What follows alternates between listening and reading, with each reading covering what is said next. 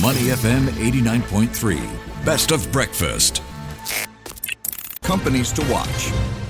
All right, good morning. Happy Friday. Welcome to Companies to Watch. I'm Emaad Akhtar. I'm joined by delightful Dan Koh. Good morning. I almost said amazing Emaad, but I can stay with that. Yeah, that's fine. Okay, that's I'm fine. happy with that. Yeah, you seem very happy today. Very cheery on a Friday. Always when you're next to me, Dan Koh. Yeah, okay. All right, welcome to Companies. I don't have a chip on my shoulder.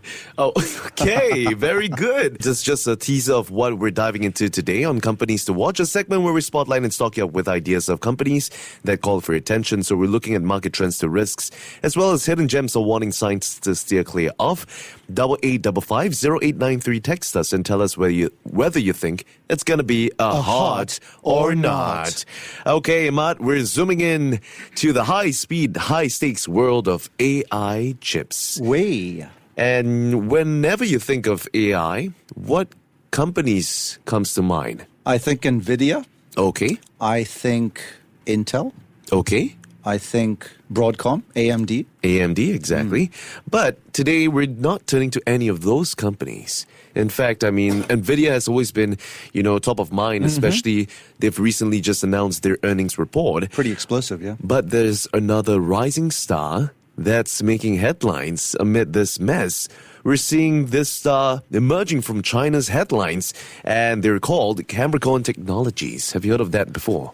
Very briefly, but they haven't made the headlines the way they have in the last few days.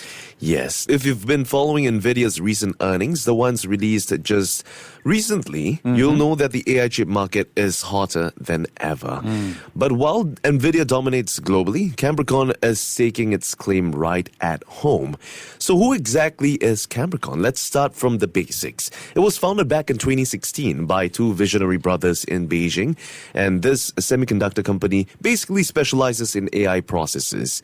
And here's the kicker. They've often been touted as China's Nvidia. That is a big, big call because they don't have the brand name recognition Nvidia does, nor do they have the scale. So I'm wondering if this is hype or whether we have something tangible to work with. Exactly. Well, their goal, very simple, deliver high-performance chips optimized for AI, from machine learning to large language models, and of course position themselves as a strategic alternative to foreign giants like Nvidia.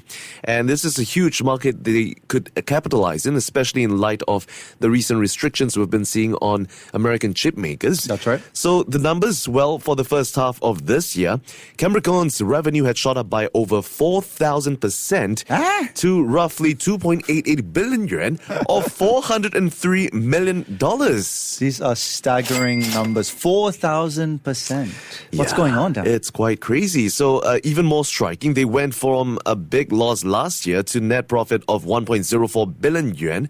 And that's a financial turnaround that would make any investor do a double take. So how exactly did they pull that off? Well, timing, strategy, and geopolitics. Geopolitics, I think that's pretty self-explanatory. Timing and strategy, well, it comes as China is pushing hard for tech self-reliance, especially in the lines of AI. With export restrictions and US-China tech tensions, there is, of course, a growing demand for domestic alternatives. And Cambricon is one of them. They've smartly aligned its chips with local AI models. We're seeing how major Chinese tech players like ByteDance and Tencent already integrating these processes into their systems. So ByteDance, you should be familiar with this parent company of TikTok, is actively investing in domestic AI chip solutions. They've committed 60% of its 2025 semiconductor budget to Chinese suppliers, including Cambricon and Huawei.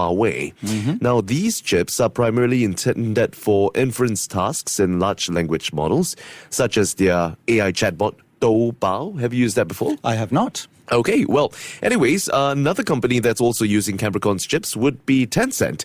They're shifting towards domestic AI chip solutions, less reliance on the American chips. The company has been moving away from Nvidia's H20 chips, especially for government-related projects. That's due to geopolitics, such as regulatory pressures from Chinese authorities. So we're seeing the shift opening opportunities for local chip makers like Cambricon to gain traction, especially in light of AI's push for a stronger AI AI infrastructure. And from the investment lens, it seems like there is or there could be an investment case for Cambricon stock, having seen how its stock has jumped more than 5-fold over the past year, reflecting strong investor enthusiasm. Now, just year to date, Emaad, the stock of Cambricon has surged almost 150% to 1,587 yuan. So, if you put it to perspective, how are you digesting news of this move? The numbers are clearly quite astounding, but I do have a couple of reservations. What's up? One is that they've had a pretty volatile history. Yep. So until recently, they had endured several years of losses. The second is that while they do have a small and growing share of the Chinese market, apparently, according to my research, they only have 0.3% of the global market. So I'm wondering whether they have the global pulling power that Nvidia does. And that's a very crucial point that they've raised there. While the valuation is certainly sky high at this point, it's about 235 times forward earnings. There are certain factors that may come to play when thinking about investing in this stock. And one of which, of course, is like what you've rightly mentioned, the market share. Currently, they capture about roughly 3% of China's AI chip market. Now, that's plenty of room for them to grow, of course. But competition is fierce. And if you look at how they compare to Nvidia's competition, well, Nvidia is commanding roughly 80 to 90% of the AI chip market worldwide. So you do the math. All right. Now, performance gap, their upcoming CUN 690 processor is expected to compete with Nvidia's H100. And if it delivers, it's a huge win. If not, well, the bar is set pretty high for them. So early benchmarks suggest that it's competitive for domestic applications, especially in Chinese models, might be a little bit challenging for them. After all, Nvidia still holds the edge for sheer speed and ecosystem integration. Another challenge that they might face would be regulatory hurdles, a need for them to also push for adoption, and how they would pretty much strategize a good way to integrate their chips within the ecosystem, especially seeing how there are many competition within the AI landscape in China as well. Yeah, and to your point, because of Nvidia's strength in diversification, let's say they're shut out of the Chinese market.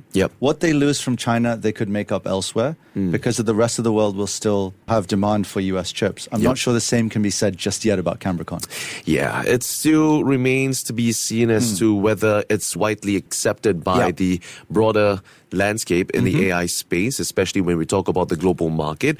So it's definitely a company to watch if you're looking at an AI play. It's a bold domestic player within the AI chip race.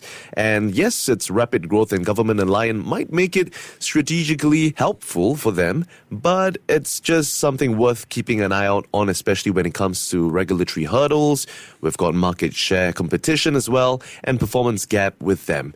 But having considered, the factors from Cambricon, I believe that my verdict for the Chinese AI chipmaker has got to be Drum roll. a hot. Oh! Yeah. Damn! Wow! Yeah. What about you? I think this narrative might be riding more on speculation. Yes. As opposed to strong fundamentals, which is really where the long-term gains are for a savvy investor. If your risk appetite is high, you may bet on it. But if slow and steady wins the race, I'm a little more skeptical. That being said, I can't deny their numbers. Revenue and profits look great. I'm going to go down the middle with a hold. All right. Emaad with the conservative hold. All right. And that would pretty much do it for our analysis of today's Stock in Focus, Cambricon Technologies. All right. Here's some fun facts, Emaad. Let's go. Did you know that the founders of Cambricon, Chen Yunji and Chen Tianqi, they were part of China's Genius Youth class at the University of Science and Technology of China? At what age did they get their PhD? 21 and 22. Oh, very close, 24. Oh, wow. Do you have a PhD? I do not. Okay. All right. And just last week, Cambricon stock experienced an unprecedented surge, increasing its market capitalization by 11.9 billion yuan. That's 2.14 billion Singapore dollars in a single day. Woo! Yeah. So what do computers like to eat? Chips? Microchips. Ah, almost. What do you call a conductor in a train with a small stature? A chip maker? Semiconductor. Very good. Very good. You're good. Have you got any? I do not. Okay. I can't be you And today. that's all we have for Cambricon Technologies. Before acting on the information on Money FM, please consider if it's suitable for your own investment objectives, financial situation, and risk tolerance. To listen to more great interviews, download our podcasts at audio.sg or download the audio app. That's AWEDIO, audio at the App Store and Google Play.